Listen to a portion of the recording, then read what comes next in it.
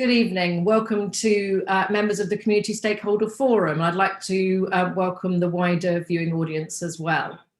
I'd like to do a quick introduction, as we do at the start of each meeting, just to clarify for any guests on the forum and for any new people watching what we're all about here. So this forum is part of an innovative approach adopted by Uttlesford District Council to engaging the whole community in conversations about shaping the future of the district through its local plan. At the heart of this approach is an open public consultation taking place over several months rather than the usual weeks. The plan itself has been broken down into smaller topics which can be more easily debated and commented upon. Every couple of weeks, this forum meets for a presentation on a particular topic. This forum is made up of people who represent different interest areas across the region, but it cannot represent every interest area or every group of residents. The forum debate that follows each presentation is designed to stimulate the public consultation that follows each meeting.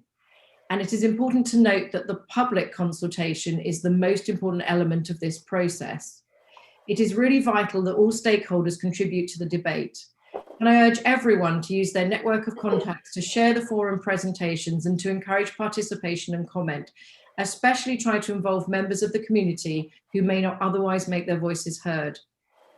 If you go to the UDC website and search the new local plan, you'll find various buttons that allow you to submit your views under each topic. At the end of this consultation period, Uttlesford District Council will consider all the representations received during the consultation and consider them when drafting the local plan. So to be clear, this group is independent of the council, is not a decision-making body, and its members' views will not override those contributed by the wider community throughout the public consultation. Participants have been asked to make contributions from the perspective of their special interest area rather than to advance any personal or professional agenda, such as in relation to their place of residence or the interests of a specific organisation. Now, turning to this evening's meeting, which is about the local economy. If you're watching on Zoom, can I encourage you to post questions in the Q&A function? We're only going to have time for 3 or 4 public questions this evening. So if you see your question or something related to your question already there, please upvote it because then it will be more likely to be asked, because we'll take the 3 or 4 most popular questions. I'd now like to introduce Dr. Paul Cowie from Newcastle University, who's going to give us a presentation about the local economy. Thank you. Yes, thank you very much for inviting me to speak on a really interesting topic. I'm an Innovation Research Fellow in something called the National Innovation Centre for Rural Enterprise, which is part of Newcastle University. And my research focuses on the future planning and technology, the impact of technology on rural places. If we could get the next slide, please.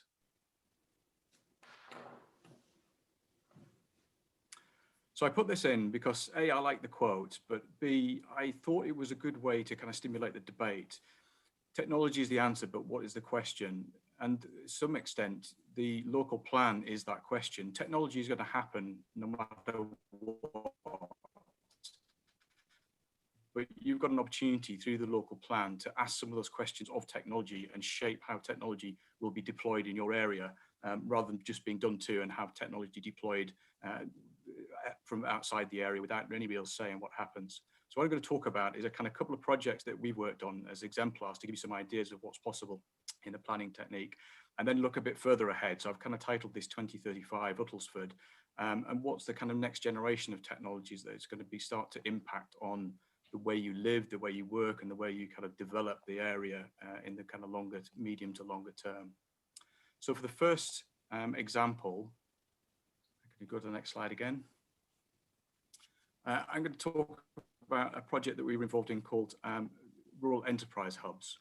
And we've seen in the last year, and indeed with this meeting tonight, that everybody's kind of switching to a new way of working, remote working. You know, Zoom is my life now, and I imagine it's the life of many other people. And this project, Rural Enterprise Hubs, was kind of started before COVID, but in a way it's come of age in COVID era. So what we realized, flexible office space, and particularly office space with super fast broadband connectivity. And a lot of rural businesses now rely on this, even if you're not a kind of technology business, if you're trying to sell things through the internet, or indeed, if you're other things, trying to update information for government websites and things, you need that connectivity. So this picture is an rural enterprise hub in the headquarters of the Northumberland National Park. And originally they converted some of their building due to cutbacks. They lost some of their staff and had free space, so they converted it to office space to rent to the local community. They found it was so popular, they built these pods in the grounds of the estate, and 3 to begin with. And again, they were filled immediately with people wanting to come into them, and they've put another 3 in since then. So it's created this really vibrant network of small businesses in a rural area. And what happens is most rural businesses are very small. They're single people or 1 or 2 employees, and they don't necessarily have those networks of knowledge and being able to share information, not just about kind of strategy or markets, but just the kind of day-to-day stuff that you have over the water cooler when you're in a bigger business. It's also proved to be really useful way of getting information from outside, so from development organizations, local authorities. Sorry, my mic's on. Oh, sorry, can I just ask if you could turn your microphone up slightly? If you could just turn your volume up a little bit. Is that any better? That's much better. Thank you very much. Sorry, I'm in a remote rural area myself, and my internet connection isn't the greatest sometimes. So yeah, so they've proved to be very good at providing avenues for external advisors, particularly kind of things like Department for International Trade, trade advice, business advice, and things to come through there. So this is a kind of possible option for you as in the local plan to create these spaces for rural businesses to kind of develop. A lot of the businesses that move into these are home-based businesses, and they want that separation between home life and business life. And particularly if they want to employ and have an employee, they don't necessarily want that employee coming to their home as business. So that's kind of one idea, rural enterprise hubs. Go to the next slide, please. The second bit of research, which we're currently doing for DEFRA, looking at the impact of COVID, has focused on business space, or one of the big issues that's cropped up in the research is business space for manufacturing and creative and digital industries. Now, these are significant employers and contribute significantly to gross value added in rural areas. And what we also find, and this is true across Europe, is that they're dominated by family businesses. So over 75% of these businesses are owned or managed by families, and therefore they've got really strong ties to the local community. And this can be particularly difficult when they want to grow, and they find difficulty in finding suitable premises to grow. What often happens is they either split themselves over multiple sites, and that's really inefficient, and that productivity is much lower, or else they have to migrate to the kind of urban fringe business parks or larger business premises away. So they lose that kind of connectivity to their local community where they've often grown up or have a connection to, and also their employees then have to commute to the kind of area across that way. So what you often see in development plans and also developments is a focus on small business units, little trade units on the edge of towns and things like that. And there isn't these kind of slightly bigger premises that you have to go. This is often kind of made even worse by a settlement hierarchy approach to these kind of things, where that kind of development is focused on the bigger urban centres or bigger developments in the town. So you need some kind of flexibility within the local plan to be able to cater for these kind of businesses. There are not many of them, admittedly, but when they do occur, they make a really significant impact on the local economy and the local society for that particular area. So how do you deal with these kind of slightly uncertain events or infrequent events, but have a really big impact? Can I go to the next slide, please? So what I'm going to talk about now is some slightly kind of further advanced or future issues. And one thing that's kind of coming quickly now, actually, is the fourth industrial revolution. And this is a shift away from you can see from the little schematic there, to a system of economy based on cyber-physical systems. So much more connectivity, much more data-driven, and much more automated. Now, a lot of this has been developed in response to the kind of the flaws in cities. So how do you police a city? How do you manage a city? How do you resource the city? Often with limited resources. So the technology is seen as the answer to kind of square the circle of spending less, but getting more out of it. Now, a lot of the problems that cities face aren't necessarily the same that rural problems face. And often with the rural idyll, an idea of what's happening with rural is seen as the antidote, a way to get away from all this, to log out of the kind of internet and avoid these kind of connectivities. Can I go to the next slide, please? But we would argue in our centre that actually rural areas have a head start on some of these kind of technologies and developments. So if you think about distributed renewable energy systems, these are connected systems. A lot of the pioneers in this were islands, so the Scottish Islands, but also in the Mediterranean, places like that. So they're leading the way with this, and this is a real opportunity for rural areas. The other big technology that's coming around the corner is Internet of Things, and that's being demonstrated in precision farming and those kind of industries. They're really leading the way with this connectivity. And what these things do is changes the relationship between technology and society. The quote there from Wozniak, it was really interesting around smart grids, that it turns passive consumers into active managers of common resources. And I'll talk in the next slide about how this can affect kind of development and things like the circular economy in rural areas and kind of retaining more of the value there. So what you need to think about is the link between these technologies and the societal scale problems that they're seeking to face, particularly in a rural area. And the other thing is the infrastructure, many of this is needed, will be rolled out in cities. We're seeing this with broadband. The incremental approach leaves rural areas kind of way behind in some kind of areas. So how can you kind of accommodate this? And this is probably a more tricky element than the previous two kind of instances. How do you incorporate this into planning? And how can you make sure that the rural areas in your thing benefit most? Next slide, please. So one of the projects we've been working on to help kind of deliver this idea is smart rural communal buildings. The pictured here is my local village hall, and I was a treasurer of the village hall for 10 years. And if you're in a small rural community, trying to manage a kind of infrastructure like this is quite hard. You're constantly raising money, you're constantly repairing and things like this. And energy costs really are the biggest burden on the kind of community in this way. So what we're looking at now is using the best technologies, renewable energy, battery storage, and intelligent building management to maximize the kind of or minimize the costs of heating and lighting these kind of businesses. And we realized when we started this project, there were just in Northumberland, there's over 1,000 of these kind of village church halls, community buildings. And if you could connect the battery storage and the energy generation together, you've got a distributed power station. And as we've seen last summer, the grid capacity has to be managed. And at the moment, it's quite difficult to manage it. And in fact, they were paying people to take electricity out of the grid in the summer when there was too much solar and too much wind energy. And similarly, in the winter, when the demand is at the highest, you can sell this energy back to the grid at really quite incredible prices. And this then generates an income for these community buildings, which hopefully will make them self-sufficient financially as well as kind of power-wise across there. So it's a really good way of using the best of these technologies at a local level and ensuring the benefits are felt locally. Next slide, please.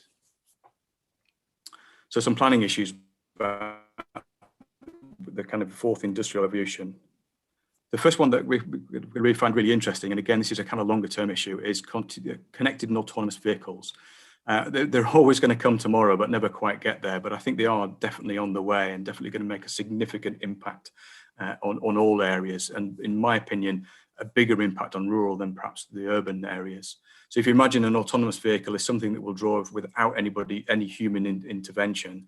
So it will give mobility to everybody in society. So younger people who don't have driving licenses, older people who perhaps don't want to drive anymore, people with physical disabilities that mean they can't drive. So everyone gets the kind of mobility. This will probably fundamentally change the way we play, we commute, lifestyle decisions for old and young. But the problem is, where will these be located? So if a car can go wherever it wants without a driver, they won't be parked in urban areas. They'll move to the rural areas or the peri-urban, the edge of urban areas. So there's a risk at these kind of areas on the edge of big conurbations, and you're right on the heart of a couple of them, just become giant car parks and servicing centres for these autonomous vehicles. And again, there's a lot of infrastructure that needs to be put in place to ensure that they can go anywhere. So you have to have 3D mapping, you have to have 5G connectivity to make them go. And if these aren't rolled out to rural areas, what will happen? The other issue from a planning point of view with this is that it's anticipated they won't be privately owned, they'll be on demand. So what do you do with all that space that's currently given over to car parking in housing, in city centres, in rural centres? There's going to be a lot more space available. Could we turn it to green space? Could we turn it to additional developments? Some properties, you know, grow on space for businesses and things like that. So there's a lot of issues there. And again, this might happen within the life of this current plan, and therefore is there possible to be flexible to be able to embrace these technologies when they emerge and deal with some of these issues that might occur. Next slide, please. The other one I'll quickly touch on, and I realise you've also got a housing track event as well, so I won't dwell too long on this one. This is the last one. We're in an ageing society, and rural areas are ageing faster. And the statistic there, you know, 1 in 5 people now live to their 100th birthday, and 29% of the people born in 2011 will make it to 100. So we need homes and housing to be able to adapt to the circumstances of people as they go through their lives. One of the big problems in urban and rural areas is actually under-occupation of property. So people that empty nesters or retired people that have perhaps, you know, find difficult moving into different accommodation when they've been brought up families in there. But is it possible to houses that are flexible and able to adapt to different people's lives, or make it easier to make those changes to different areas or different housing? And is it possible to encourage more multi-generational developments that support, you know, all ages as they work through their lives? And again, technology's got a role in this to make sure that people can live better for longer, but it has to be driven by the individuals and not kind of determined by technology or the people behind technology. So how can we ensure that rural areas are also vibrant and economically and socially sustainable places for all ages from top to bottom?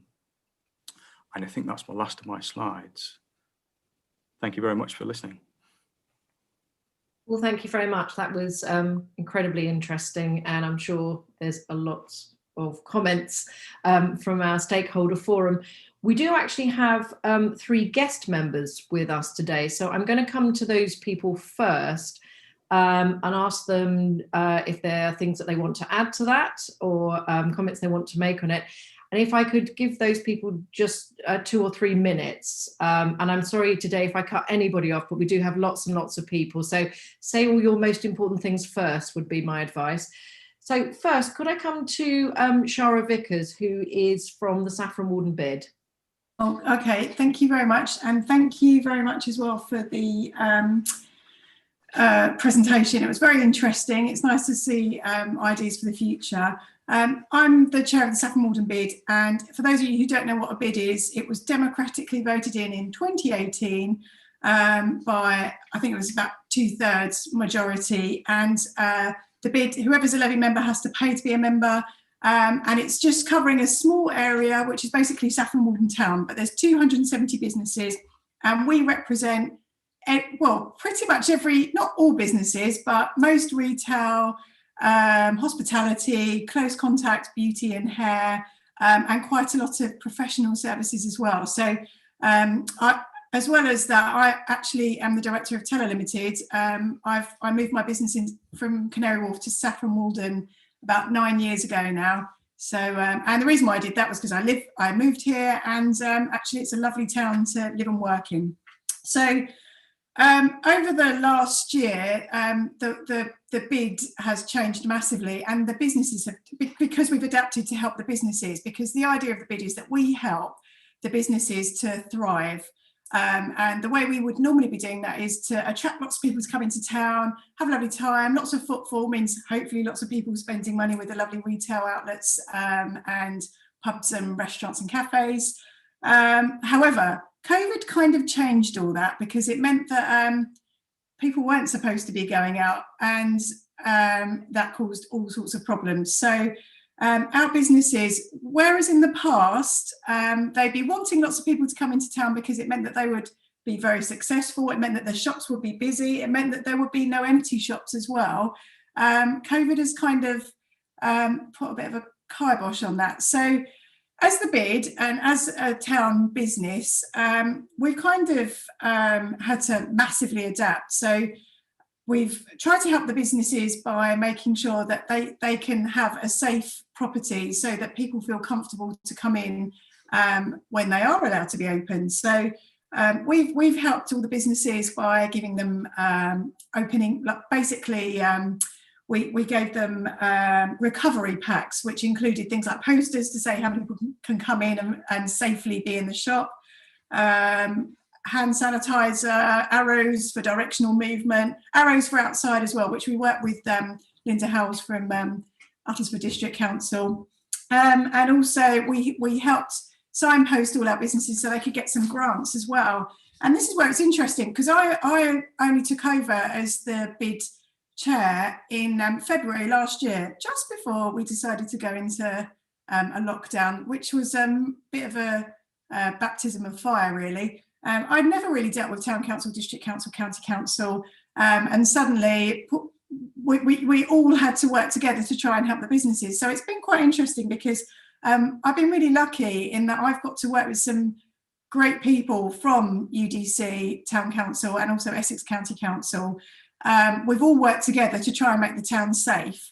There's been a few things that have kind of popped up. The first thing was we were very aware there were a lot of businesses that were not using technology properly. So they were very complacent because they were used to people footfall.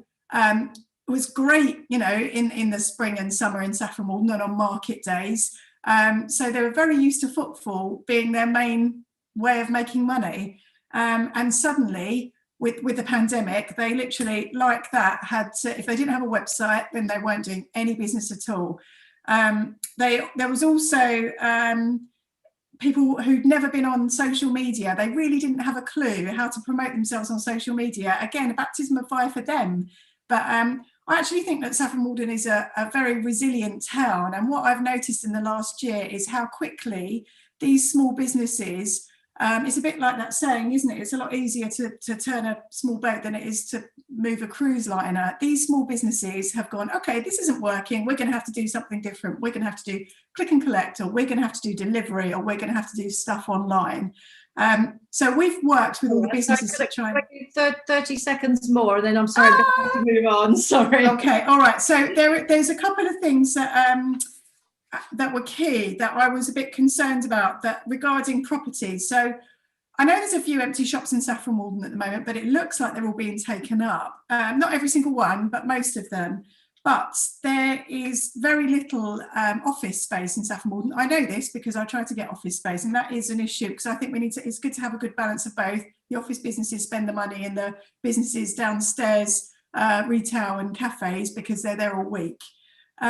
There's also the permitted development rights, which keeps coming up, that we're a bit concerned about. The ability to be able to convert a business premises into residential. We're not keen on that particularly, because the patchwork of having residential and business in a very small shopping centre, we think that needs to be addressed as well. And future-proofing. We've got lots of ideas for technology, for physical future-proofing as well, having outdoor dining and things like that. So basically, I've got lots and lots and lots of ideas. I'm very good at talking, and not for very short spaces of time, though. Sarah, because everybody on this group, if they've got things to say to UDC about the plan, go onto the website, add them all, list them all as much as you like. It all gets put through this process. So don't worry if you haven't managed to say something here. Okay. You can still input it on the website. I'm now going to come to Wendy Martin from Stansted Airport College. Are you there, Wendy? Yes. Yes, thank you very much. I'm head of college at Stanford Airport College, and I just want to give you a brief overview of what we do at the college, and a little bit about the success over the last 3 years. So we did open in September 2018. This is our third year, although it's been a very different year of operation. we've got capacity for over 500 learners, and since opening in 2018, demand has been extremely high for places, and we are currently at full capacity, and we have been oversubscribed in previous years. So there is a real demand for young people in and around Ustlesford to be attending the college and training and developing to move their skills and knowledge to move into the aviation industry, but also industries that support the running on the operations of the airport as well. So working with a number of the on-site business partners. We've also recruited since opening 60 apprentices. So we provide a number of opportunities for young people to move into apprenticeship so they can earn and learn at the same time. It is a partnership with Manchester Airport Group and Harlow College, and that close interaction with employers and local employers is hugely beneficial for the learners, because it gives them a huge amount of exposure to industry and makes them helps them to be work ready on completion of their programme. It gives them a clear line of sight into meaningful and sustainable jobs. And in addition to that, it also helps us as a college be responsive to the ever-evolving skills needs of industries. As I think was mentioned in Paul's presentation, is sort of rapid. We're in the fourth revolution. There's sort of rapidly changing demand for skills, and we regularly review our curriculum and are responsive to those skills needs, and we can continue to develop and evolve our curriculum to make sure that we are meeting the demands of local employers. We currently offer courses in aviation operations, which trains young people for a broad range of different careers, from working within security, border force, to flight operations, the customer service agents, cabin crew, airfield operations, just to mention a few.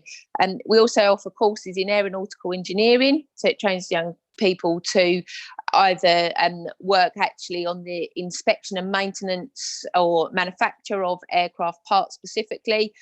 Also, we do have a number of young people progress on to university to look at the more sort of the development of aircraft design and the aircraft of the future, and looking at how we can make aircraft more sustainable and environmentally friendly for the future.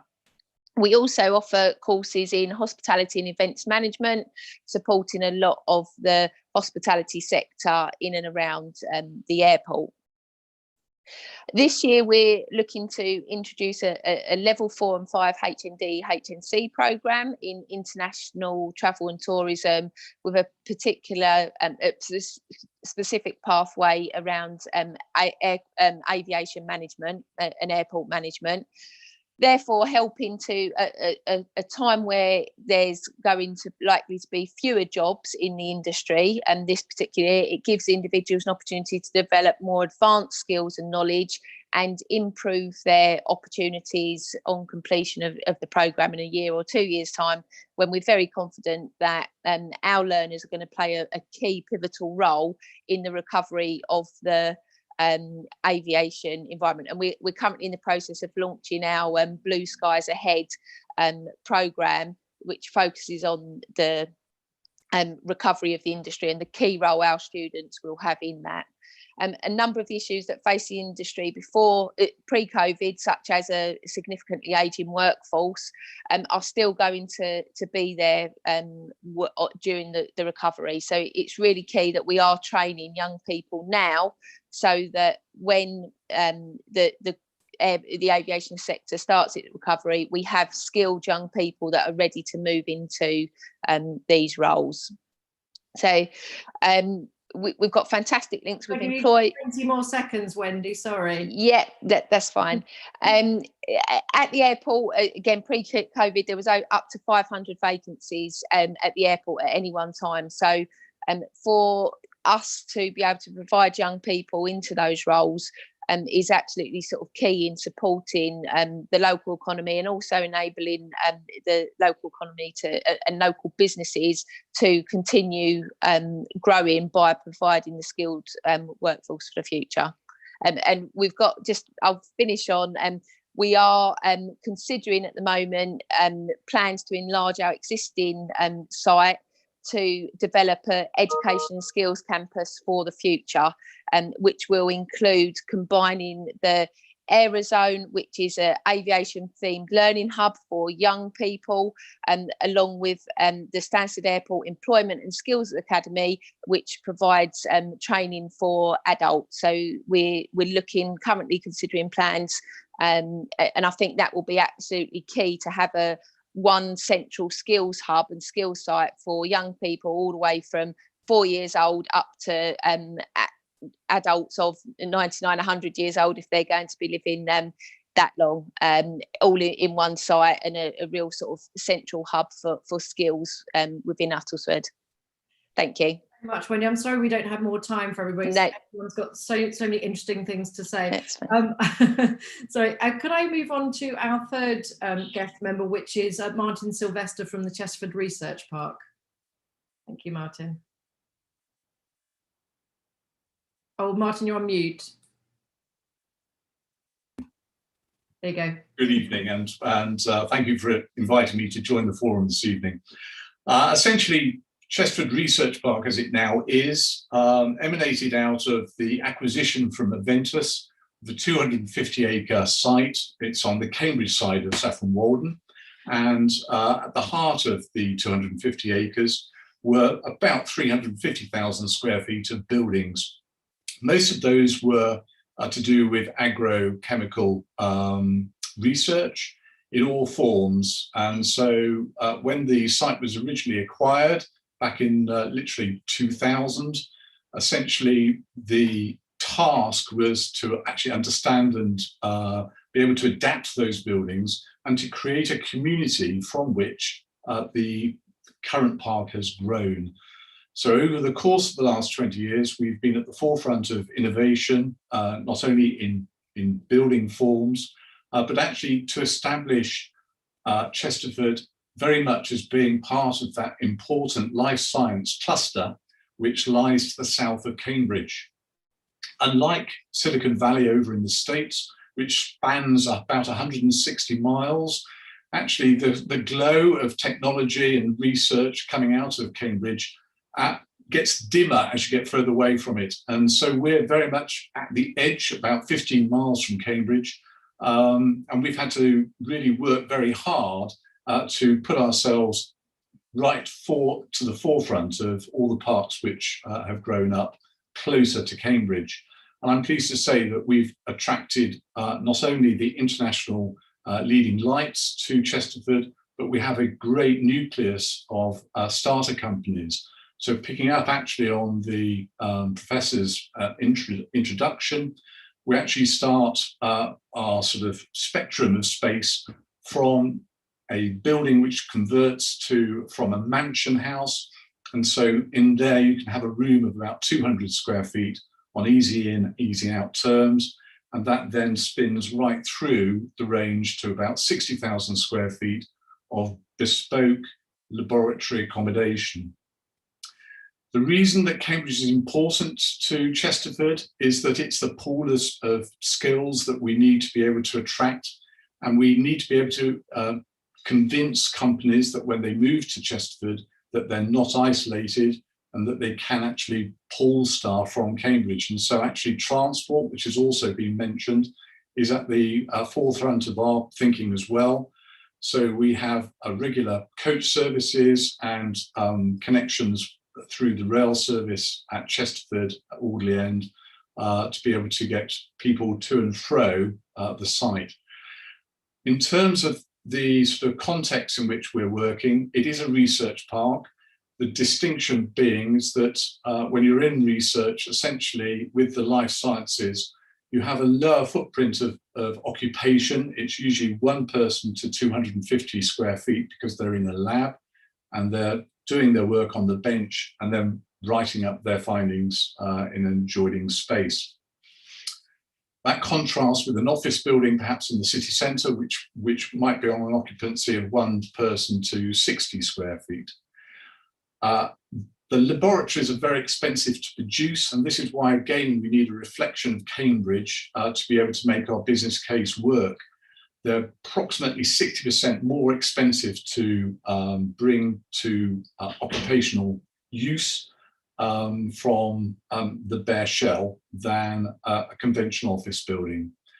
So the way in which we're developing Chesterford is to focus very much on getting that community, getting the cross-section of companies that then can relate to each other. There's a lot of interaction between the companies, and it's actually helping companies start from the very genesis of their idea and hoping that we can attract them through the various stages of their growth such that they become world-class businesses. And we've been successful in the past, for instance, when Selexa moved out of Cambridge University with a concept, we took that company through to the point where it reversed into a company which is now known as Illumina. Illumina is a multinational company of many billions of value. And that's the original concept in that company grew through the support that we were able to give it at Chesterford. So it's an exciting place to be. The businesses which we are attracting actually offer a whole plethora of job skills, so that we've got people who are obviously specialist scientists, but all the functions way back to all the necessary support that we have not only within those businesses, but actually within the park itself, are all displayed. So the cross-section couldn't be stronger. In terms of the way in which we sort of foster that community being, as it were, we have at the core of the park the nucleus building. It's one of the best central facilities buildings on any of the parks in the area. And essentially there people can get food, they can get conferencing, breakout space, gym, etc., etc. So it's very important that we treat the whole of our work at Chesterford in a very holistic way to ensure that we're providing the very best facilities for our occupiers. Martin, thank you so much. That's really, really helpful. So 3 really interesting different views of businesses and local economy around the area. So to the forum members, if you have something to add on this or something you'd like to say, then do please, as we have been in the last few meetings, raise your hand either virtually or literally, and I will try to get to as many people as possible. But yet again, if I don't get to you for some reason, please do go to the website and submit your views. But I did promise that Janet would kick us off, as she is our economy representative. Janet, over to you. Thank you. Just 4 minutes, please, Janet. Thank you. Okay. If people don't know, I chair a subgroup of Uttlesford Strategic Partnership, and the things I'm going to say I have discussed with our membership and quite a few people on email. So, first of all, I think we need to address our lack of employment and business space. I understand the need for housing, but we have lost quite a bit of our existing space that would have been seen as business over to housing. And I think there is a bit of a friction there. A lot of our companies, yes, are small, as has already been mentioned, but they haven't got places to expand to. That's the first point. Secondly, I think working at home is embedded, and I think that the effects of COVID will carry on for a number of years. There has been some reporting of family versus workspace within houses, and that sort of trying to get, you know, who's got the dining table. Is it a business table? Is it a place for families to eat? And people don't have enough room. Self-employment, yes, is growing, but one of the things we discussed at our last meeting, we need some communal business spaces where there are services and support. It's been mentioned already today, and it could be rent a desk, it could be that you have a building or use of an existing building, whether it is a village hall, as been mentioned by Paul, or other places like that, where we help get businesses developing space or places for people to work that are not just their home. I'm just going to say broadband. I haven't got the answer to it, but we need that connectivity, otherwise none of this can actually happen. My big sort of theme is that I believe we need to help our businesses by having a skilled local workforce.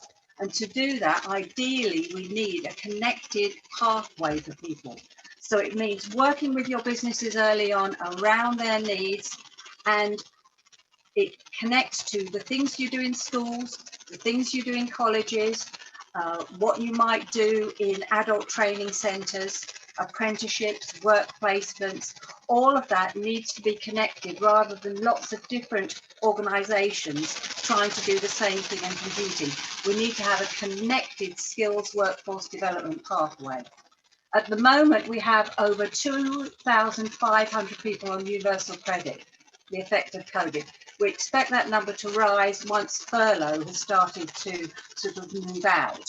And we also know that young people are going to be those who are probably adversely affected more than any other age group. So while we're doing our connected work sort of pathway to work, we need to make sure that we're picking up and supporting those people who need the support most, whether they're people with disabilities, whether they're people with young people who maybe haven't as much work experience. We have no job centre plus. We've mentioned this at a couple of our meetings. They have been offered through the works of people like Linda, who's on here now, some pop-up places where they might use, or community venues they might use. But we need to make sure that we're connecting to the mainstream services as well, and finding a way of getting through that hurdle. Partly because of time, but also because actually there's a bit of interference on your microphone, so we might just come back to you a bit later if that's okay. Right. Okay. A part two for us. So hopefully we can sort those microphone issues out. I'm going to come to Anthony and Mark, and then perhaps I could ask you, Paul, to jump back in on some of the things you might have heard to comment on that. So Anthony, can I come to you next, please?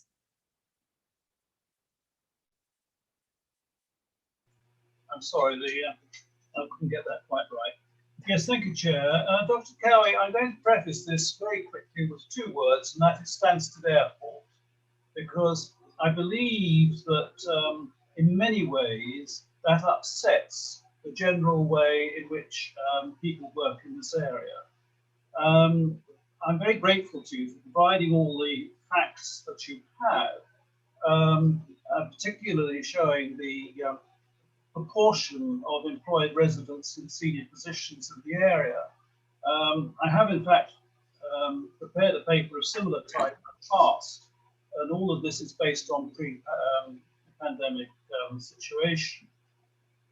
My concern is that whereas you show the movements in and out of Athelsford for work, this is based on the last census, I believe, and as a result of that, I would suggest it's very out of date.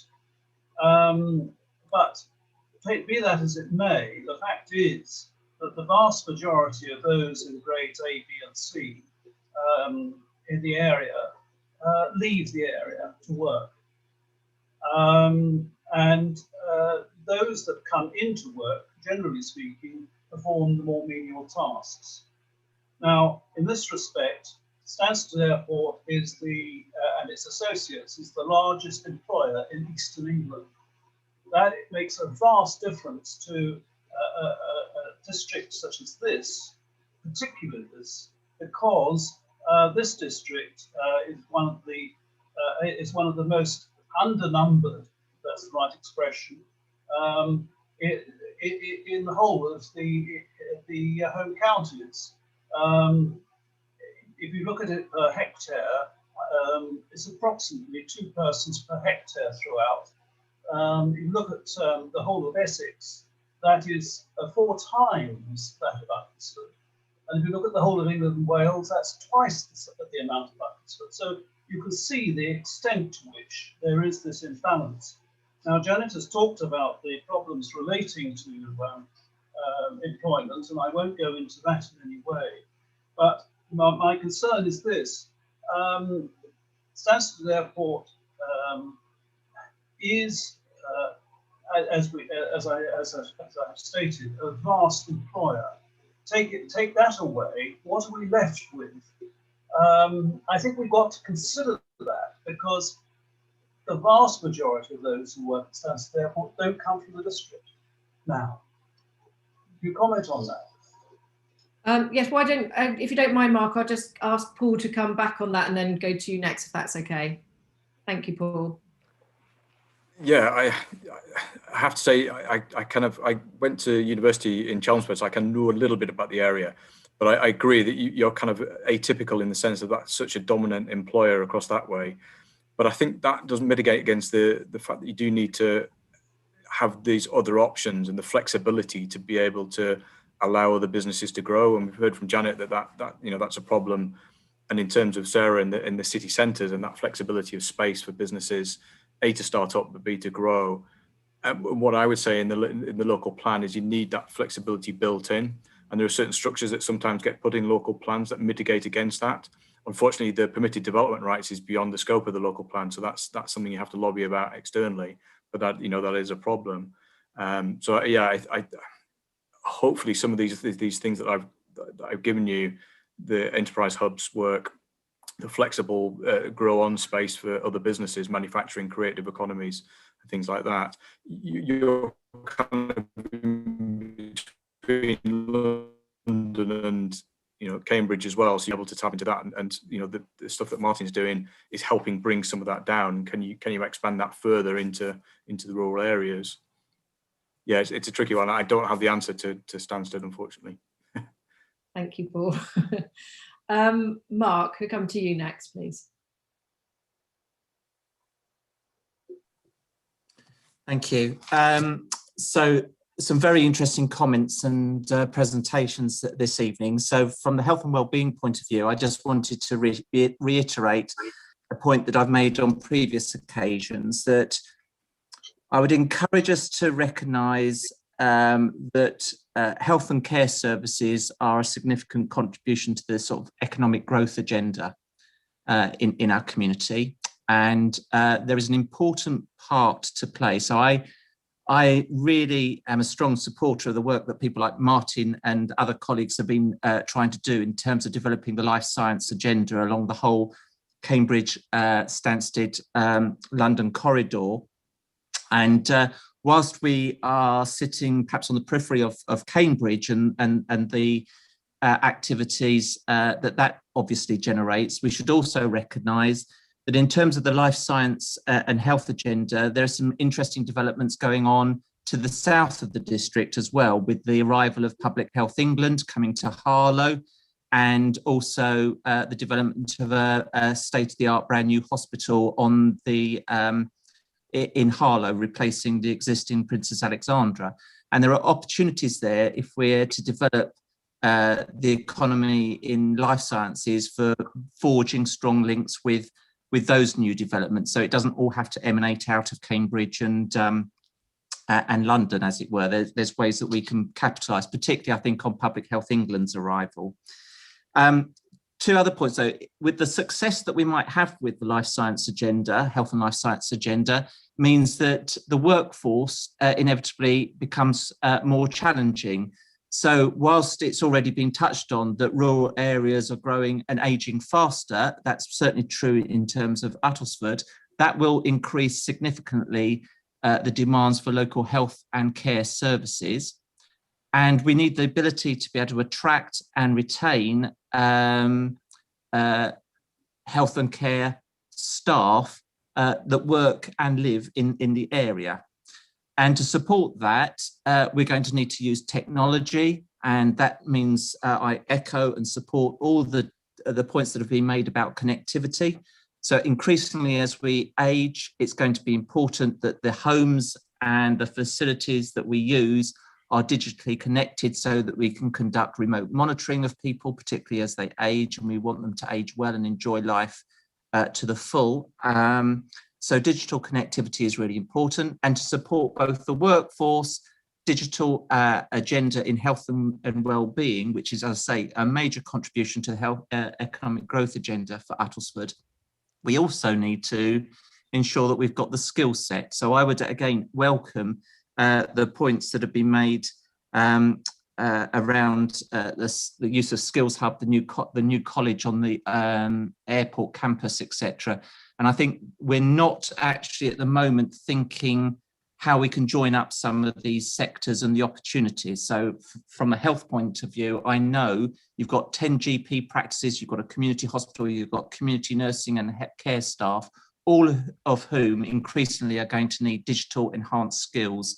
And we need to foster relationships with people like Harlow College and others to ensure that we've got some of those infrastructure elements in place locally. I would just encourage people to recognise the health contribution to their growth agenda. The digital connectivity is absolutely paramount. Our ability to attract and sustain a workforce that is going to care for the ageing population that we're inevitably going to be seeing is absolutely critical. And we should also not just look always and gravitate towards Cambridge, but we should also be mindful that we have some unique benefits in this London Stansted Cambridge corridor, and there are other partnerships I think we need to be fostering that would be ultimately to our benefit. Thank you, Mark. Thanks so much for that. Frank and Samantha, thank you. I'm just going to come to Colin because he had a physical hand up, I think, a little while ago. So Colin, if I could come to you next, and then Frank and Samantha. Thank you, Colin.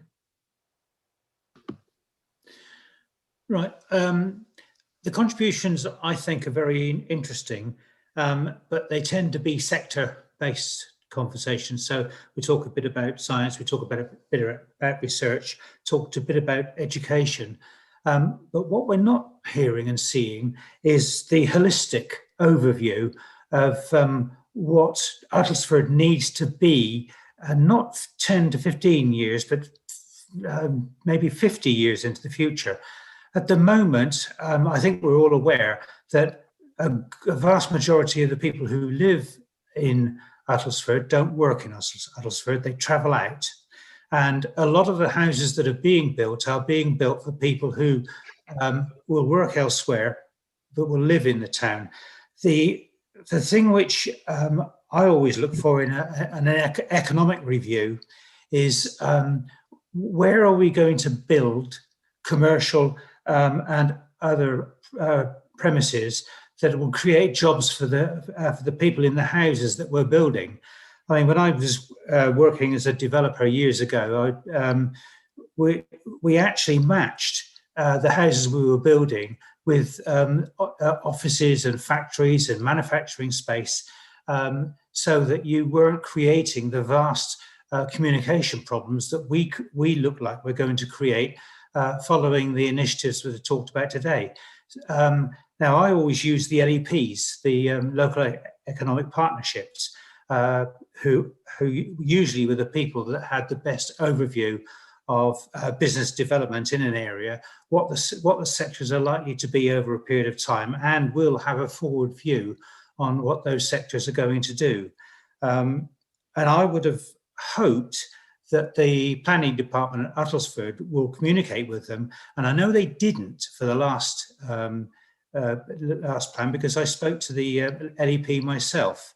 But in future, I hope they do speak to the LEP, get the information and integrate the business development requirements, an overview strategy there, together with the strategy that's going to increase the number of houses, because that in turn will reduce the stress on other things like infrastructure and communications.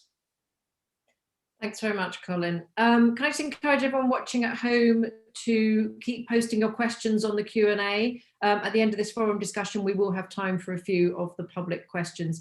Thank you, Richard. I've noted your hand up. Frank, could I come to you next? And then Paul, perhaps I could come to you after that, and then Samantha. Yes, please. Thanks, Chair. A very quick point, trying to pick up the sort of the town centre development comment that was made earlier. We really need to see joined up planning in town centres to prevent saturation of one shop type over another. You've just got to think back a few years and they were all shoe shops, or then they all became charity shops, or they're all coffee shops. There's not connected thinking properly. And I really would like to see the local planning authorities have the ability to refuse applications for too many of the same type of shop and actually decide applications based on the context of what's nearby, not just assessing every application in isolation, which they do seem to do sometimes. And also, of course, very usefully, some empty premises would be better off as small work hubs, as has already been discussed earlier. So that's me. Thank you. Thanks very much, Frank. Paul, did you want to come back about anything anyone said so far? A couple of points on the health issue. I mean, I think that's really interesting, and the movement seems to be, and I don't know what it's like in your area, this merger of adult social care and healthcare, and the implications for how that will be managed across an area. So I think that's something that you kind of need to bear in mind. Particularly, we've seen the massive strain on care home for older residents and things like that. So I suspect that's going to be something that changes quite significantly in the future. A really way of working. The commuting issue and building homes linked to businesses and things like that, I think that's a really interesting thing as well. And one thing that we talked about in the pre-meeting, but I didn't put into my thing, is live-work units as well, whether there's opportunities to have more live-work units, particularly now that people are getting used to working from home and having that blended approach to work-life balance. So is there scope to develop more live-work units in city centres perhaps as well, particularly that would attract a younger workforce and things like that? Shops, that's a really tricky issue because of use classes and things like that, and the limited ability to be able to control that. So I think there are other options outside the planning regime. We've got a number of local market towns that have set up development trusts basically to have ownership and therefore control over those kind of mixes of developments in in their town centres. I'm not sure what scope there is in a local plan to be able to control to that fine-tuned degree that you perhaps are wanting there, that is needed perhaps, but you have to look outside the local plan, I think, is the answer to that one. Thanks very much, Paul. Samantha. Yes, I was interested in the care workers aspects that have been discussed by some people. They are key workers, and it's been mentioned possibly that they are low paid as well. So for a healthy economy, we need people to be paid well so they can participate in the economy. So perhaps there could be pay monitoring, especially for women and minorities who tend to be in those industries. It would be really helpful, and not just care workers, but other key workers such as retail. Maybe that would be a useful idea. There's been mention of the Oxford and Cambridge ARC. I'm not aware that there's good transport links to get from our area into Oxford. So maybe it would be helpful to develop transport links if they aren't good enough to develop that area. I like the idea of the multi-general housing, because that would really help communities for them to retain that sense of community. And also the village halls and solar panels sounds like a brilliant idea, and getting those community interest groups started would be wonderful. Also to invest generally in renewable energy. So hydrogen has the potential for the aircraft industry to make Stansted a really clean industry, the airports there, so that we can resume going on national travel journeys in a way that doesn't damage the environment, which would be lovely. Tourism in the area as well is really important. So developing tourism here so that we have art to look at and culture as part of our environment as well would be something that could help the local economy to flourish. And that could be part of our identity as villages that, for instance, have conservation areas and lovely open spaces. So we could develop that as part of our arts and culture and preserve those spaces to help our communities as well. Thank you. Thanks very much, Samantha. Richard, I think you were next. Hello, can you hear me? Yeah. Oh, jolly good. Yeah, I mean, like Shara and Frank, my main concern is with regard to town centres. I mean, Shara mentioned the permitted development rights and the prospect of retail automatically being able to convert to residential. I mean, this is a serious concern. And I mean, I know that discussion has been taking place about the possibility of using an Article 4 direction. I mean, if that is a way around the issue, then I really think it needs to be addressed as a matter of urgency. I know that the Town Council have had discussions with the Planning Department at Uttlesford, and really they don't want to know. So I think if that is a way around the problem, it does need to be treated with a degree of urgency. I think the other point is that I think Janet actually touched on this, which is the loss of employment sites. It does seem that when someone moves out of an employment site, they automatically try to get residential development on it. And all you have to do is just a bit of test marketing, and you know, you prove there's no market for it. So can we have our residential permission, please? I think that needs to be addressed as well, and much more protection needs to be given for employment uses. Thank you. Thank you. I just want to check that, is there anyone from UDC who wants to come back on any of that? We might not have the right people on here to do that, but if you do, say now. No, they don't. Okay. Oh, Stephen, did you want to say something? Just to say, permitted, the government's changes to permitted, I would say recent, but they're not recent anymore. Changes to permitted development rights does restrict what the council is able to do. We do have the power to put in place Article 4 directions, which removes people's permitted development rights, thereby requiring them to seek planning permission for changes, for example, change of use, which they might otherwise be able to do through PD.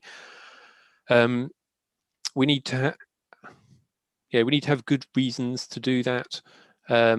We also, I mean, the reason the government is changing permitted development rights, their case for doing so is to allow more flexibility. Now there are strong arguments against that, but the government, that is the government's case. I don't really have much more to add to that, but it's something the council has been raised to the council, and the council will look at.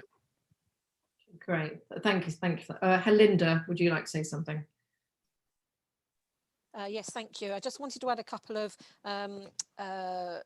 issues that have been raised. So I'll answer a couple of issues. One of them being Uttlesford District Council are a member of a partnership called the Digital Innovation Zone, which covers the west of Essex and the east of Hertfordshire. And the Digital Innovation Zone partners, there's a whole load of people, health partners, education partners, loads and loads of people, and we are part of that partnership. They've managed to get about £1.8 million to install ultra-fast broadband into all of the GP practices across the whole of those 5 local authority areas.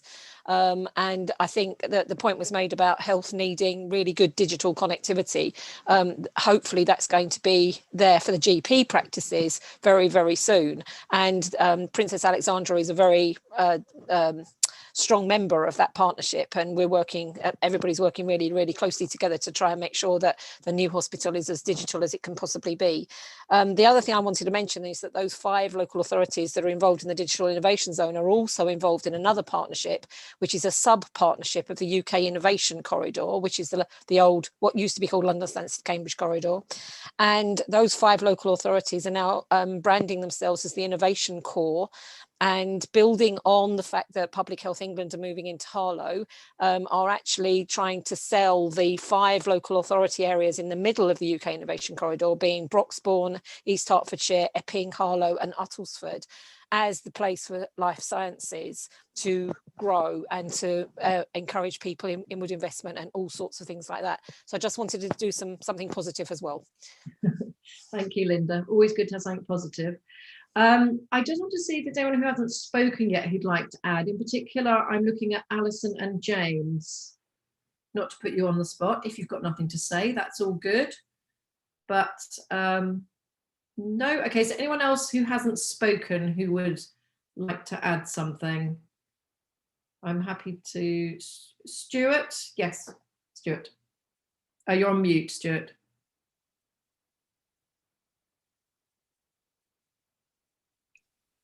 I should be unmuted now. That's better. Thank you.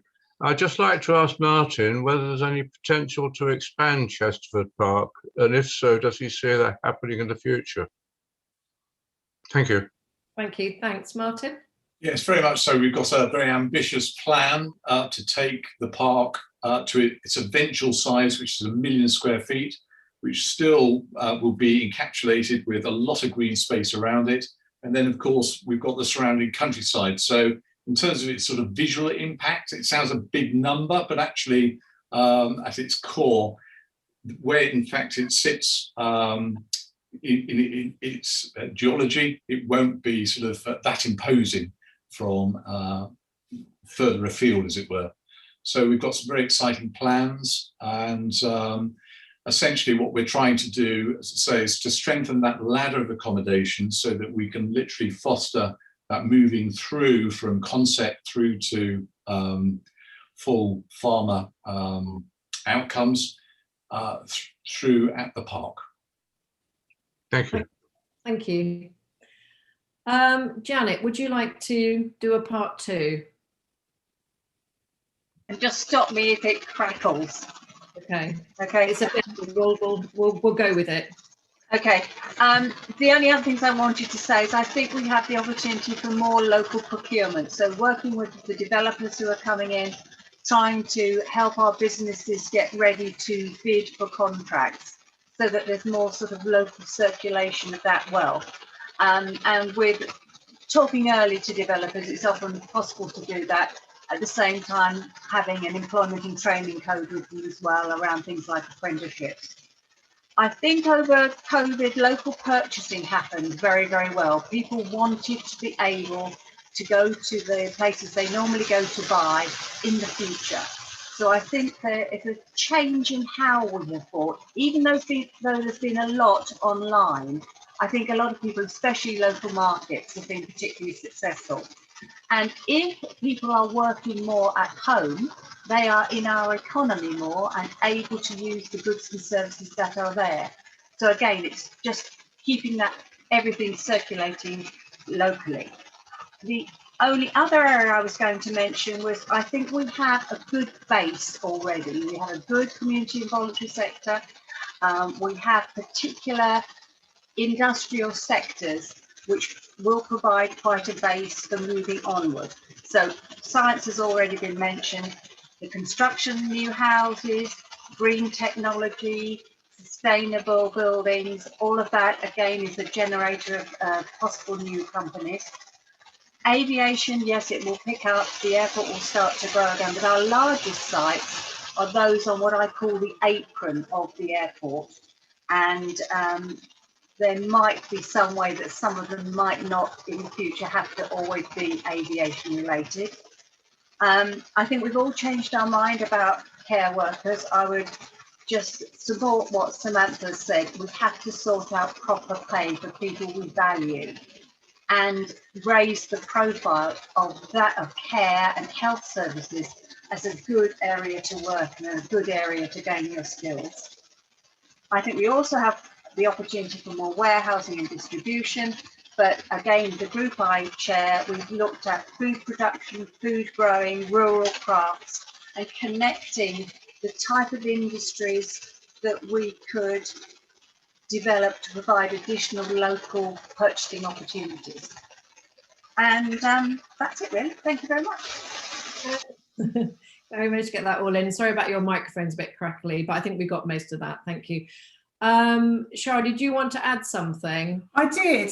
Thanks, Janet. I did hear what you were saying. I just wanted to talk about the working from home, that this will be a thing in the future, that if one thing that we've learned from COVID is working from home is not a bad thing. It means you don't have to commute. Well, I don't need to tell all you guys, we're all on a Zoom meeting, so we all know the benefit of working from home.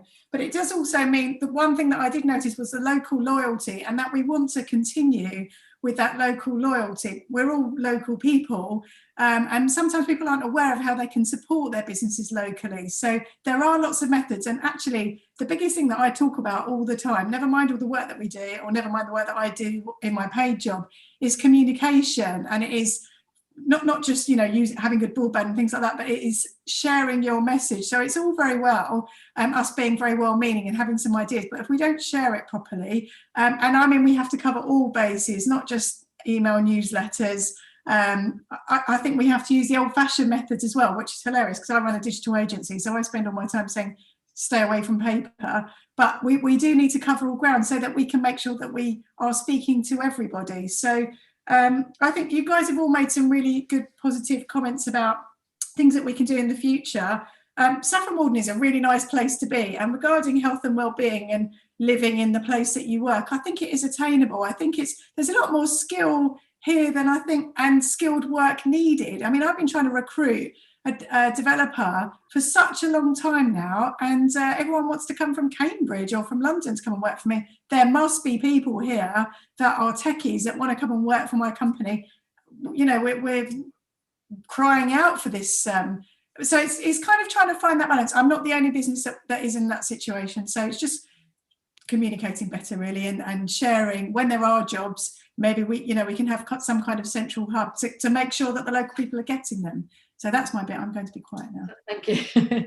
Thanks so much, Cheryl. Those are really good points. I think, Edward, you have your hand up and haven't spoken yet. So I'm just going to come to you, then I'll come back to Paul for a final comment on this agenda point. So Edward, over to you. Thank you, Angela. Just a couple of perplexities. Until Janet spoke just now, I think agriculture really hadn't got a look in or a mention. And I would have thought agriculture is pretty big in Uttlesford. And I guess it's pretty much on the verge of a major change following the agriculture bill and the concept of public goods and the sort of biodiversity changes that agriculture is going to have to come up with. And I'm just wondering whether there are going to be new employment patterns around agriculture and what those might be. And also in the context of Brexit, there's going to be some changes in employment patterns in agriculture. So I'd be interested to know something about that. I was also interested that the fourth industrial revolution was something to do with the cloud and not to do with a post-fossil fuel economy. I was expecting the fourth industrial revolution to be a green industrial revolution. I was really a bit disappointed that it wasn't. But I would have thought there are huge opportunities, employment opportunities around kind of the retrofitting that's going to be involved. The whole switch in our lifestyles away from fossil fuels is bound surely to generate huge employment and innovation opportunities. And I thought that might get featured somewhere. Thank you. Thanks very much, Edward. Mark, I'm not quite clear. Were you wanting to add something, or have you not? Sorry about that. Sorry, I thought you had your hand up. Go ahead. Yeah, sorry, very quickly. I don't want to hog it. I totally agree that the whole concept of working from home is absolutely, the way the world is going to change, and we need to embrace it. And there's a lot of good attached to that. But also, of course, people will still need to have strong social interaction that's going to be important to their well-being. Therefore, the sort of social spaces that we've talked about is really important. One other quick point I just wanted to flag up relates to the health and social care sector, which I think it was Paul who alluded to. There's going to be much closer integration in that arena, and that's absolutely right. One of the things I think the council, as part of the local plan, should give real consideration to, though, is the whole need for residential nursing care home capacity. So the reason I mentioned this is that as we have a significantly ageing population, of course, we will need a variety of facilities. Now, increasingly, because of technology, we're going to be able to care for people in their own homes for much longer periods of time and monitor them remotely. There will still, however, I suspect, be some form of residential and care home capacity required. But across Harlow, Epping and Uttlesford, a few years ago, I did a study and there was, or looked at this issue, and there was about 3,500 care home residential nursing beds across all the districts. However, they weren't catering for local need. Often we were importing need from London, where well-intentioned residents in London were moving their elderly relatives out into cheaper nursing and residential care. And of course, every residential nursing care home bed needs to be staffed. And so what is a scarce commodity in terms of care staff, which is going to be critical in the future. We need to be very careful we're not creating a problem or enhancing the problem by just importing care needs from other neighbouring areas where just because it's an opportunity. So I think the council can do a lot in terms of its planning around some of its thinking about what would be the threshold or need for residential care home capacity in the future. Thanks, Mark, and apologies again for overlooking you there. No, that's fine. Paul, could I come back to you for some final comments, please? Yeah, I mean, it's fascinating and really heartening that you've got this engagement. Actually, I've done a couple of local plan conversations myself, and it's never been like this. I have to say, this is really heartening. On the last couple of points, the one thing that sprung to my mind when we were talking about the employment use and city centres in particular is this idea of pop-up planning. I spent some time in Berlin at the Leibniz Institute, and they had big swathes of the city that became vacant as the wall came down and all the infrastructure came down. And they had this massive, this push for pop-up planning. So they had no idea what they were going to do with it. So they just tried things, and if it didn't work, it would end, and then something else would come in and replace it. And then once something was permanent or found to be working, it became permanent. And I don't know to what extent you can build that into your local plan, the idea, and it also goes to this change in agricultural use. There's going to be huge changes as a result of Brexit and also COVID and local food supply chains. So could you allow planning permissions for pop-up farm shops, pop-up drive-throughs, pop-up, so people can test ideas rather than having to go through the full planning application process before they actually start doing something. And finally, the green industrial revolution, yes, it's on the knife edge. It could go either way. It could be very technological, economically based, or it could be very green. We were talking in our pre-meeting, and one of the reasons I put the Village Hall example in is you can go down the route of having huge solar farms, just taking up acres and acres of land, or you can do it so that they're placed on existing buildings, and you have the same number of solar panels, but they're on existing buildings. And that, again, is something you can determine through the kind of planning processes, that you favour that kind of distributed, community-owned, community infrastructure that delivers the same benefits in terms of green economy, but a lot more local economy. I imagine most of the solar farms are owned by people outside the area, and that money's going outside the area as well. So there are options to take a more community-based green approach to this, and it makes it more resilient as well. If it's distributed, it's much more resilient in those kind of terms. So I think that's a really good debate to have, whether you go down the kind of green industrial revolution or the kind of technologically driven, economically driven fourth industrial revolution.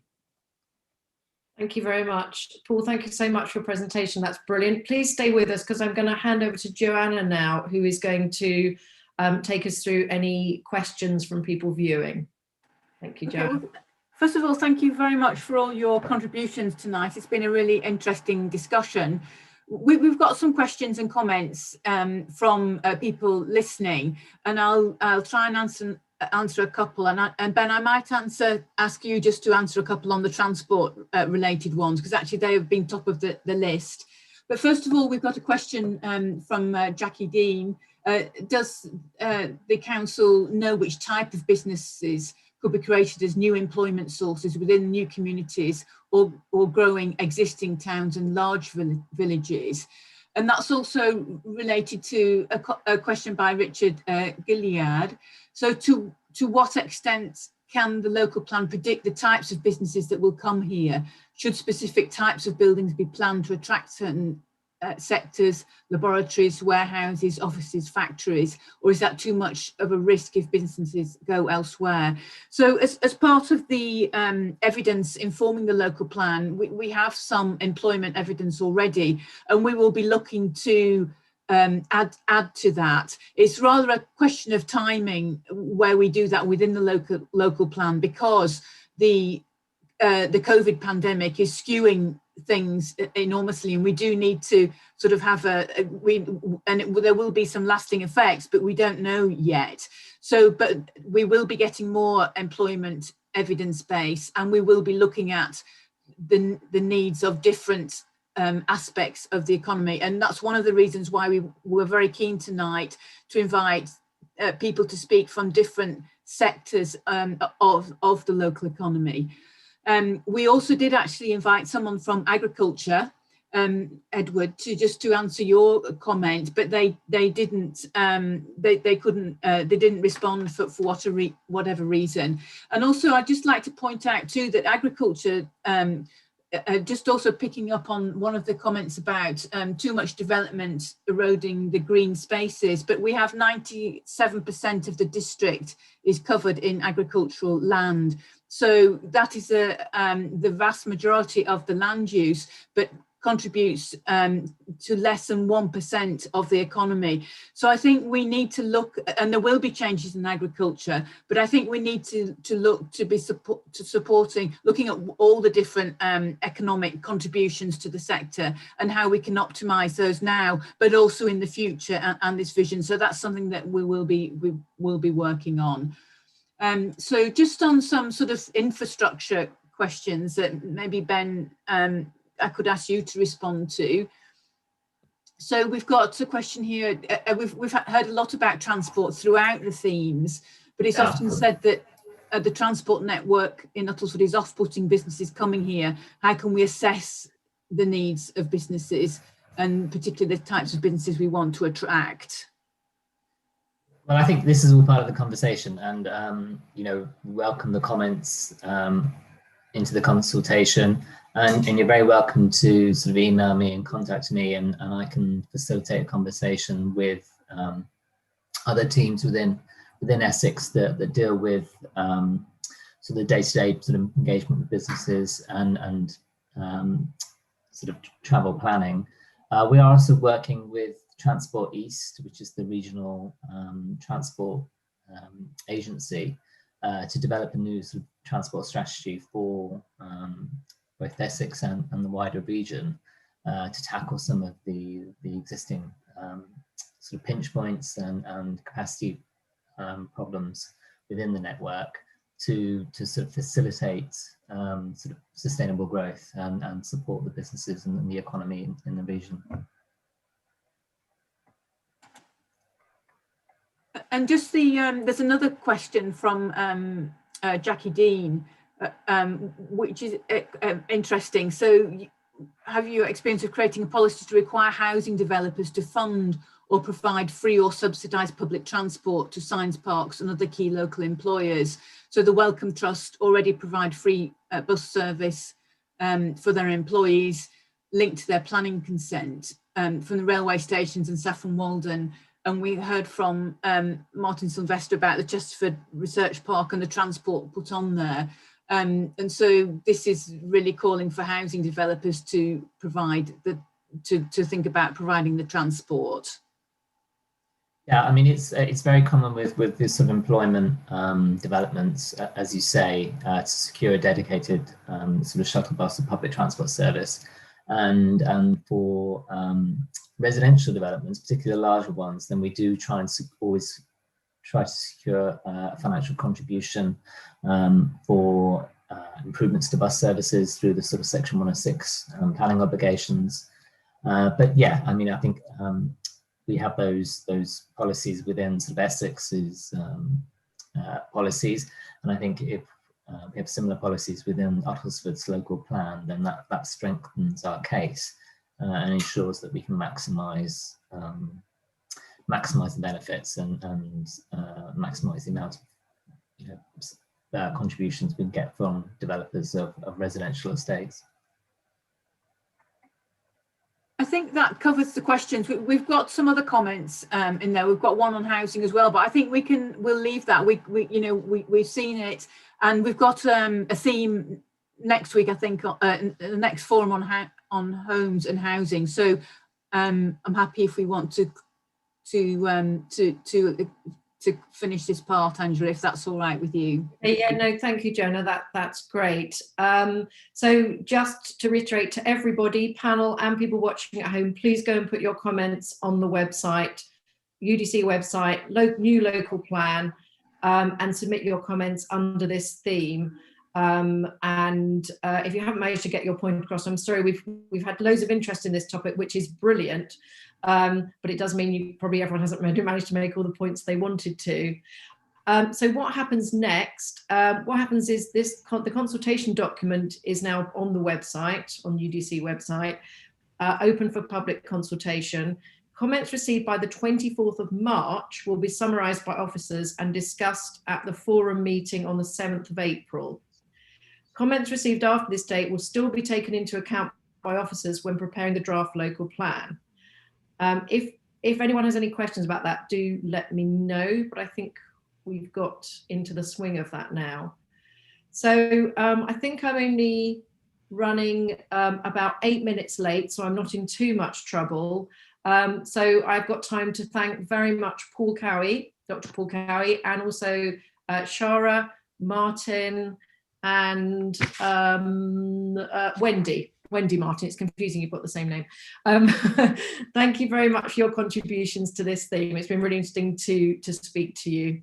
And if you want to leave us now, we're actually going back to an earlier theme for the summaries on that. You're welcome to stay if you're interested.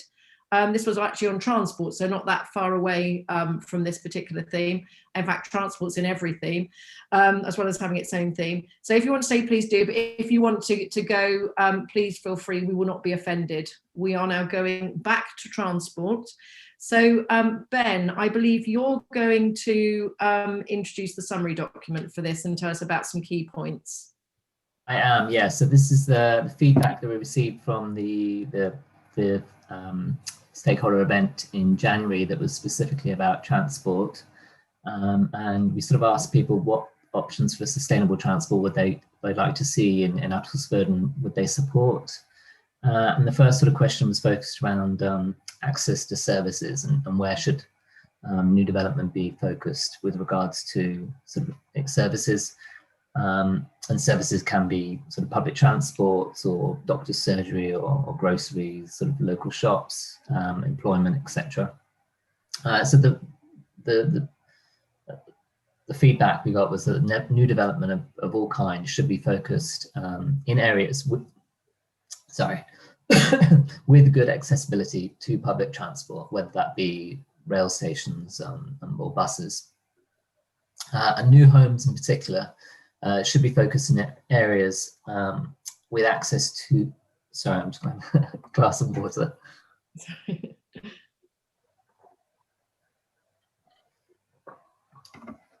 So new homes in particular should be focused or located in areas that will need easy access to sort of local town centre or local shopping parade by non-car modes, i.e. you can walk or cycle or take the bus relatively easily.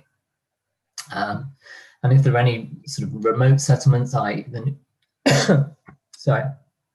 new garden communities, then they should be built where they can support their own services, where they're large enough that they can support their own sort of supermarket or local shopping centre or sort of employment and jobs, so that people can stay within the development and don't need to travel outside to minimise the amount of trips they're making.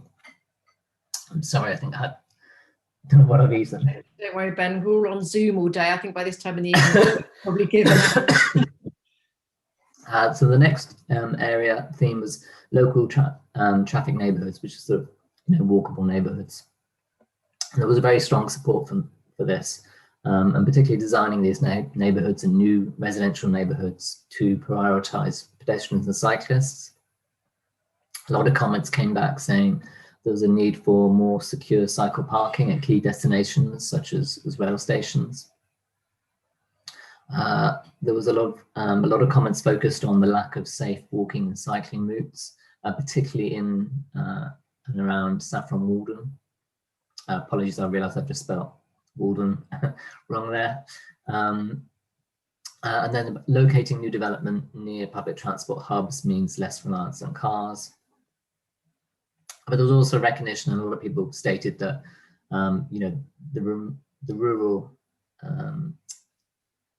nature of Uttlesford means that the car will remain the main mode of transport and be the dominant mode for the foreseeable future. Then when it came to the public transport strategy, there was a lot of comments about the current bus network and that it needs significant improvement if it is going to shift people out of the cars and doesn't work. It isn't convenient for most people at the current time. Particular focus on bus services not being integrated and coordinated with rail services, so people will pull into a train station and they'll then just miss the bus and have to wait 30 minutes for a bus up to Saffron Walden, for example. There was support for any new development being built to ensure that they had there was a bus stop within walking distance, and that new sort of bus lanes and busways were designed within the development. Many people commented on the fact there needed to be an integrated bus or public transport strategy for the district. So it's sort of integrated bus and rail to resolve some of those coordination issues. And there was a strong support for the policies whereby developers should fund bus services to new developments and also subsidise existing services for existing communities, so the existing communities benefit from the new development. When it came to technology and transport, people recognised it was vital that new development included ultra-fast broadband, and that 5G was needed to reduce the need to travel, particularly in a post-COVID world. There was mention, I think that was previously discussed in the local economy discussion, that there's a need for local workspace hubs in these new communities, especially now more people are working from home and their homes may not be suitable, but they can't go into the office anymore. So sort of local satellite workspace. There was some skepticism about the impact of autonomous vehicles and drones and new technologies coming forward. It was felt that if these new technologies are being put into new homes, sort of ultra-fast broadband and sort of autonomous vehicles, then need to be tried and tested and piloted and independently assessed to understand what the impacts might be on building costs and viability. And then finally, when it came to electric vehicle charging, again, there was very strong support for the provision of charging infrastructure within new developments, and recognition that the developers should provide this for both private parking spaces and public on-street parking within new developments. And that developers should fund the upgrade to any electrical grid capacity required. There was also support for integrating solar panels on roofs and linking those to sort of the charging infrastructure within people's homes. So yeah, hopefully that was gives a summary of the feedback so far, and welcome any comments on it. Thanks very much, Ben. That's brilliant. Frank, you were first off the mark there. So good press. Thank you. Just remembering that we were all asked to comment from our own representative perspective. So as representing heritage, there's nothing in this particular summary document, either the one page or the 4 or 5 details afterwards, about heritage.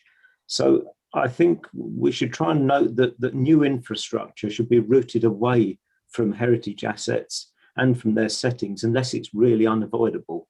You know, they should be taken account of. I also think that outdated transport buildings should themselves actually be protected or preserved as part of our cultural heritage. So, for instance, you have things like the railway bridge structure near Tesco's and Saffron Walden, which obviously shows the route of the former railway, which many people may not even realise is there. So these kind of things ought to be protected in some fashion and recognised for their cultural relevance to our heritage. Thank you. Thank you, Frank. As always, if there's things missing from this summary, please go and add them to the website. They can still be taken into account. Samantha. Yes, I thought that that the suggestion that new development should be near transport hubs is good, but in some places the transport hub doesn't have the infrastructure to support that development, so the infrastructure has to come first. So for instance, schools, GPs and open spaces and roads. are all infrastructure needs that haven't necessarily been taken into account so far when housing has been put into smaller villages that are near transport stations, for instance, and that does impact all of us. It impacts our schools and causes environmental impacts as well, because parents are driving around to get their children to the school because they can't get into the local one, and it creates a rush hour and pollutes our roads. So I thought that would be important. So to just make sure that you've got the infrastructure there first. The other thing was the comment that the car will be the main mode of transport in rural areas. I think it has to be green as well, and it has to be possibly shared. If it's going to be still the main mode of transport, it would have to be shared and electric or hydrogen. There was also a comment as well about footpaths and cycling, and suggesting that they would be shared with horse riders. And I wondered if that's safe, because horses can get quite alarmed as well. So it might not be safe for pedestrians or cyclists. So I just thought that could be considered. Thank you. Thanks very much, Samantha. Anthony. Thank you. Just looking at the bullet points that came out together with the presentation just now, I think the 2 points that really concern me are the access to services in the public transport strategy. I should say that I have no qualms over the concept of low traffic neighbourhoods. I have little qualms over the question of technology and transport, because that's something that's going to happen anyway. And similarly with electrical vehicle charging. But access to services, what it comes down to is quite simple. The fact is what is said in the question. Would you support a policy that makes planning consent easier for new and existing communities to benefit from commercially viable local services? What are those local services? Well, the only one that is the West Anglia Main Line. The rest, there isn't any other commercially viable service at all in that respect. And therefore, in the circumstances, one's got to just look at where the line touches the district. Look at Stansted. Could you build further in Stansted? I wonder. Look at Elsenham. Call that Helsenham. Say no more. Look at Newport. We'll look at the way that Newport's been developed. Look at Audley End. Well, now you're touching into Audley End estates, and there's a limit to the extent to which anybody's going to get there. And look at Chesterford. Well, we know what the last council wanted to do with regard to Chesterford, and what happened to that. So something's got to give somewhere, and I don't know where. As for public transport, otherwise, just about every single any form of public transport there is subsidised by Essex County Council. They have made it absolutely crystal clear where they stand with regards to it, and that is that effectively, as offered the opportunity to cut it, they will. They cut it in January without telling anybody, and especially in Saffron Walden. I don't know about the rest of the district. I really haven't had the opportunity to check, but I wouldn't at all be surprised that they have cut it elsewhere. The suggestion that there be some form of dial-up service is a wonderful concept. Think of it in this way: if you had something like that, it's got to be something, particularly if it's going to be connect with the train, that it connects with the train and not with waiting for people to turn up. So in those circumstances, I would suggest that is probably not the appropriate way of looking at it on the way to catching the train, but coming back, there may be a possibility to deal with it that way. However, if you work out the economies, especially in Saffron Walden, where there is this need for an integration that really doesn't exist in the way it used to, then in those circumstances, you're talking about how many buses are you going to provide, and is the cost of providing those buses going to be less than the cost of a taxi ride? And I would suggest it won't be far short. Thank you very much, Anthony. Samantha, quick one.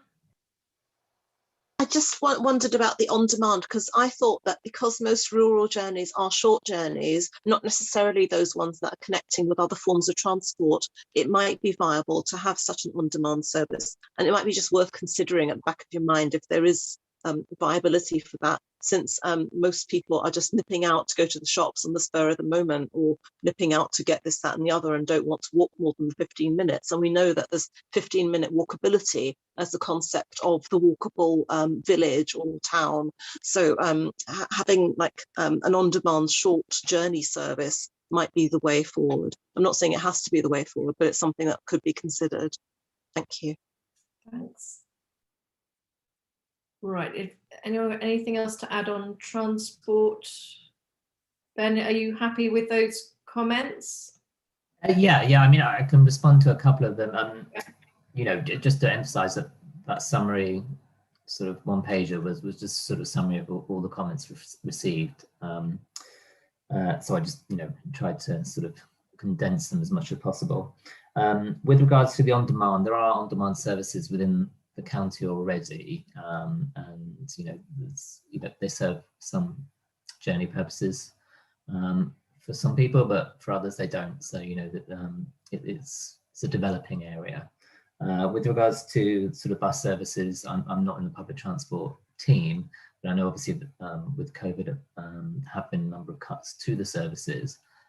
But having spoken to colleagues in the team last week, they've told me that they have managed to secure quite a considerable amount of additional funding from Section 106 over the past couple of years, and they're hoping to launch a number of improvements to the services going forward later this year. So I think there will be some sort of significant improvements to bus services across the district as we go forward, and once I know about that, I can share that.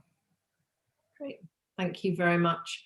Well, just a reminder that on transport, there will be a presentation of key points to the local plan leadership group on the 23rd of March, and then we will get a subsequent feedback to this forum on the 24th of March. So not the last word on transport for sure, but thank you very much everybody for that feedback. Now, believe it or not, we're going back even further to character and heritage. And I think Stephen is just going to give us a quick update on where we are with that. Thank you, Stephen. Yeah, sorry. I think actually Elizabeth is going to give us a short update. Sorry, Elizabeth. Yes, good evening. Yes, a report with a summary of the comments made up to Christmas was taken to the local plan leadership group on Monday.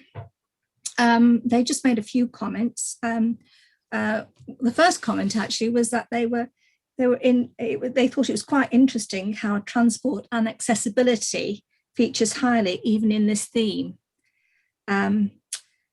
So the new developments should be served by public transport on good footpaths. They made the point that obviously in the evidence base, they will be looking at to where the development is needed.